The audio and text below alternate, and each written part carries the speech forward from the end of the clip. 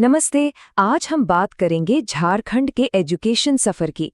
ये एक कमाल की कहानी है, पता है? एक कहानी जो ब्रिटिश राज के जमाने के एक छोटे से स्कूल से शुरू होती है और आज के बड़े बड़े विश्वविद्यालयों तक पहुंचती है। तो इस पूरी कहानी को समझने के लिए हमने इसे 6 हिस्सों में बांटा है।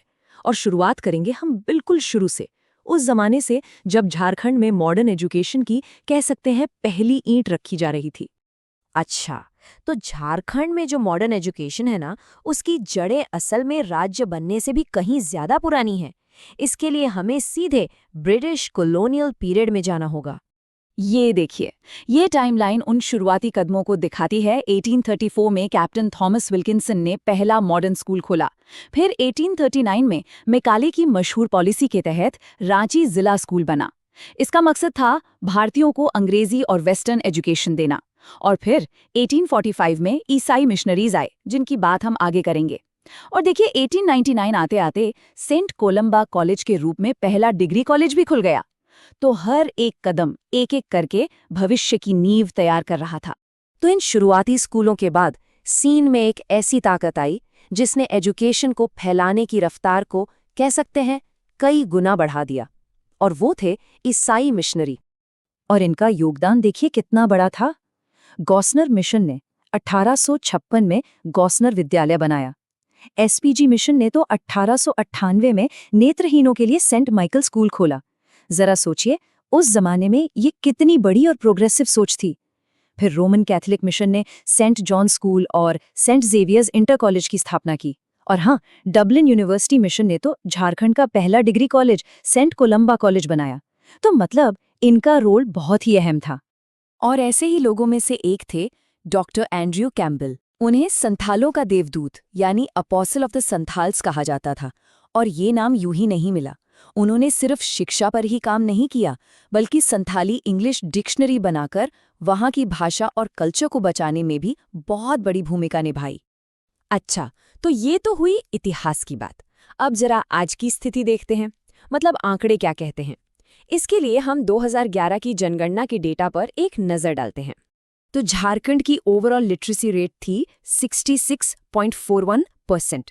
अब ये सिर्फ एक नंबर नहीं है, ये बहुत बड़ी बात है, क्योंकि 2001 से 2011 के बीच, मतलब 10 सालों में, लिटरेसी रेट में 12% से भी ज़्यादा का उछाल आया था। ये एक शानदार ग्रोथ थी। लेकिन जब हम इन आंकड़ों को थोड़ा और गहराई से देखते हैं, तो एक और तस्वीर सामने आती है। पुरुषों की साक्षरता दर थी 76.84%, काफी अच्छी है। पर वहीं महिलाओं की साक्षरता दर थी सिर्फ 55.42%। ये जो गैप है ना, ये एक बहुत बड़ी चुनौती है। मतलब राज्य के विकास के लिए इस असमानता को दूर करना बहुत जरूरी है। और अगर हम पूरे देश के हिसाब से देखें, तो सभी राज्यों और केंद्र शासित प्रदेशों में झारखंड साक्षरता के मामले में 32वें स्थान पर था। तो ये नंबर हमें एक तरह से याद दिलाता है कि भले ही काफ़ी तरक्की हुई है, लेकिन नेशनल लेवल पर अभी भी एक लंबा रास्ता तय करना बाकी है। अब बात करते हैं हायर एजुकेशन की। साल 2000 में जब झारखंड एक अलग राज्य बना, तो उसके बाद यहाँ हायर एजुकेशन के क्षेत्र में एक जबरदस्त बूम आया। एक तरह की क्रांति ही शुरू हो गई। और इसका नतीजा, झारखंड इकोनॉमिक सर्वे के मुताबिक आज राज्य में 38 यूनिवर्सिटीज काम कर रही हैं। 38! ये नंबर दिखाता है कि हाई एजुकेशन को लेकर झारखंड कितना सीरियस है, और ये भविष्य के लिए एक बहुत ही पॉजिटिव साइन है। अब सवाल ये है कि ये 38 यूनिवर्सिटीज हैं कौन कौन सी? तो देखिए, इनमें से सबसे बड़ा हिस्सा यानी 18 प्राइवेट यूनिवर्सिटीज का है। इसके बाद 12 स्टेट पब्लिक यूनिवर्सिटीज हैं। 5 तो इंस्टीट्यूट ऑफ नेशनल इंपोर्टेंस हैं, जैसे आईआईटी और एनआईटी। और बाकी 3 में सेंट्रल, ओपन और डीम्ड यूनिवर्सिटीज आती हैं। तो एक तरह से यहाँ हर तरह के इंस्टीट्यूशंस का एक अच्छा मिक्स है। तो चलिए अब कुछ खास और बड़े इंस्टीट्यूशंस पर नजर डालते हैं, वो नाम जिन्होंने झारखंड की एजुकेशनल पहचान बनाने में एक अहम रोल निभाया है।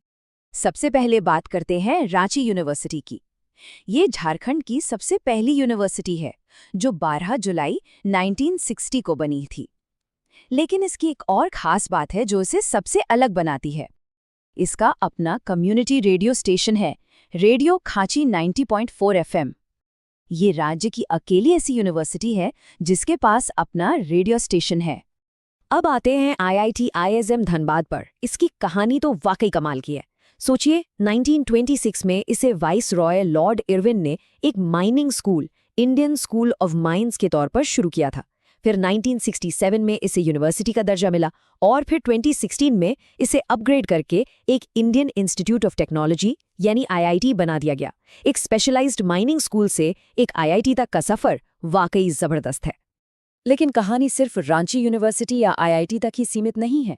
झारखंड में और भी कई शानदार स्पेशलाइज्ड इंस्टीट्यूशंस हैं, जैसे 1981 में बना बिरसा एग्रीकल्चरल यूनिवर्सिटी, जो राज्य की पहली और इकलौती एग्रीकल्चरल यूनिवर्सिटी है। फिर जमशेदपुर विमेंस यूनिवर्सिटी है, जो स्टेट की पहली महिला यूनिवर्सिटी है। NIT जमशेदपुर तो है ही, जो 1960 में बना था। और एक और दिलचस्प नाम है झारखंड रक्षा शक्ति यूनिवर्सिटी, जो 2016 में बनी और ये देश की तीसरी डिफेंस यूनिवर्सिटी है।